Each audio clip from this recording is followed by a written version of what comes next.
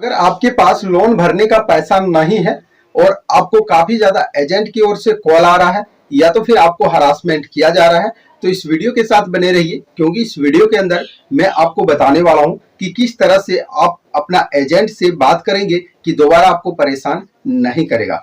Friend, problem तभी आता है जब आपको जानकारी नहीं हो। अगर आपके पास जानकारी होगा तो उनसे आप बात करेंगे, उनको आप नियम बताएंगे, तो फिर वो दोबारा कभी भी आपको कॉल या तो फिर परेशान नहीं करेगा। हेलो दोस्तों, नमस्कार, मैं हूं आपका दोस्त मुरारी गोस्वामी। और अगर अभी तक आपने हमारा यूट्यूब चैनल सब्सक्राइब नहीं किया है तो सबसे पहले हमारे चैनल को सब्सक्राइब कीजिएगा और बेल वाले नोटिफिकेशन को भी अलाउ करना ना भूलिए, क्योंकि मैं इस चैनल पर लगातार इस प्रकार की इंफॉर्मेशन वाली वीडियो आप लोगों को प्रोवाइड करता हूं। तो फ्रेंड, अगर आप किसी भी कंपनी से लोन लिए हैं, चाहे वो कंपनी एनबीएफसी से रजिस्टर हो, चाहे वो कंपनी एनबीएफसी से रजिस्टर ना हो, लेकिन कोई भी लोन रिकवरी एजेंट जो है डायरेक्टली आपको जो है हरासमेंट नहीं कर सकता है। जैसे कि प्रत्येक वीडियो में मैं आप लोगों को बता रहा हूं कि आरबीआई का खास गाइडलाइन जारी किया गया है, जिसमें बताया गया है कि किसी भी कस्टमर को जो है आप डायरेक्टली हरासमेंट नहीं कर सकते हैं। और अगर कोई भी लोन एजेंसी, संस्था या तो फिर कोई एजेंट आपको परेशान कर रहा है तो उनके खिलाफ आप डायरेक्ट जो है आरबीआई में जाकर कंप्लेंट कर सकते हैं। तो फ्रेंड, यहाँ पे फंडा क्या होता है, जब भी लोगों को पैसे की रिक्वायर्ड होते हैं तो वो लोन ले लेते हैं विदाउट कुछ जाने हुए कि ये कंपनी एनबीएफसी से रजिस्टर है या नहीं है। देखिए, प्ले स्टोर पे हजारों एप्लीकेशन अवेलेबल हैं लोन देने के लिए, जो कि सिर्फ आपको 2 मिनट के अंदर लोन प्रोवाइड करवाता है। इसमें से कुछ एप्लीकेशन यहाँ पे 7 दिन का टाइम देता है, कुछ 15 दिन का टाइम देता है और कुछ यहाँ पे जो है 2 महीना से लेके तीन महीना से लेके साल भर का टाइम देता है। देखिए, जो एनबीएफसी रजिस्टर कंपनी होगा वो आपको लॉन्ग टाइम देगा। इसका मतलब है कि आपको 3 महीना मिला होगा टाइम, 2 महीना मिला होगा या तो फिर साल भर मिला होगा। और अगर वो कंपनी एनबीएफसी से रजिस्टर तो है, लेकिन वो आपको टाइम 7 दिन का प्रोवाइड करवा रहा है, 15 दिन का करवा रहा है, तो सबसे पहले तो मैं यहाँ पे आप लोगों को जानकारी के लिए बता दूं कि इस तरह का लोन एप्लीकेशन से आपको लोन नहीं लेना चाहिए। क्योंकि अगर आप इस तरह से लोन एप्लीकेशन से लोन लेते हैं तो इनका जो इंटरेस्ट होता है वो काफी ज्यादा हाई होता है।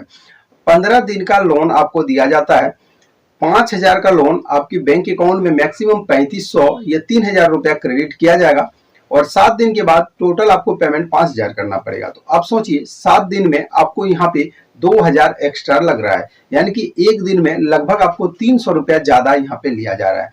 तो फ्रेंड, ऐसे लोन कंपनी का तो आपको यहाँ पे लोन लेना ही नहीं चाहिए। लेकिन अगर आप लेके फंस गए हैं तो अब आपको क्या करना चाहिए। देखिए, जब भी इनके ओर से कॉल आता है और आपके पास पैसा नहीं है तो आप इनको डायरेक्टली बता सकते हैं। देखिए, डायरेक्टली क्या बोल सकते हैं कि मेरे पास पैसा नहीं है और मैं अभी जो है सक्षम नहीं हूं पेमेंट करने के लिए, मुझे कुछ टाइम चाहिए। और अगर ये कंपनी आपको गाली गलौज करता है या तो फिर हरासमेंट करता है, ब्लैकमेलिंग करता है, बहुत सारे ऐसे मामले आए हैं सामने जो कि अभी लोन कंपनी लोगों को काफी ज्यादा हरासमेंट कर रहे हैं। कई ऐसे हमारे भाई लोग हैं आंध्र प्रदेश और तेलंगाना का जिन्होंने अपना जान तक गवा दिया। अब किस कारण से गवाया, देखिए, लोन कंपनी का इतना ज्यादा हरासमेंट होता है। फ्रेंड, फोटो को वायरल करना, आपके कॉन्टेक्ट लिस्ट रिश्तेदारों को कॉल करना, अभद्र भाषा बोलना, तो इस तरह क्या होता है, आदमी को बदनाम किया जाता है। और कई ऐसे लोग हैं जो जिनको लगता है कि अगर इस तरह का बात होता है तो उनको काफी बेइज्जती महसूस होता है, जिसके कारण से इस तरह का कदम उठाते हैं। तो मैं यहाँ पे आपको क्लियर बता दूं, अगर आप 7 दिन, 15 दिन या फिर महीना दिन वाले भी लोन कंपनी से लोन लिए हैं तो सबसे पहले आपको क्या करना है, आपका सिविल स्कोर को चेक करना है। अगर आपके सिविल स्कोर पर इन लोन कंपनियों का लोन आ रहा है तो फिर आपको पेमेंट करना है, और अगर आपका नहीं आ रहा है तो आप छोड़िए, आप पेमेंट नहीं कीजिए, ये कंपनी आपका कुछ नहीं कर सकता है।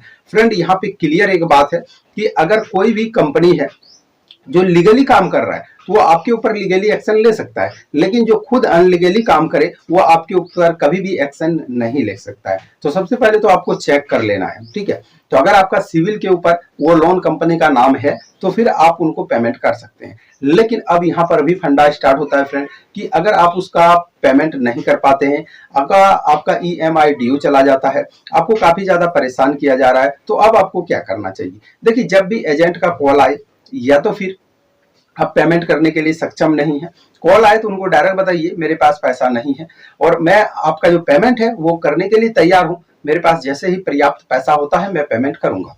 लेकिन अगर वो नहीं मानते हैं, ठीक है, तो फिर उनका कॉल ही आप रिसीव मत करो, क्योंकि फ्रेंड डायरेक्टली वो लीगल एक्शन नहीं ले सकता है। आपको यहाँ पे ये जानना जरूरी हो जाता है कि आपने जो लोन लिया है वो एक अनसिक्योर्ड लोन है। सिर्फ आपके डॉक्यूमेंट्स बेस पर, डॉक्यूमेंट्स की गारंटी पर आपको लोन प्रोवाइड करवाया गया है।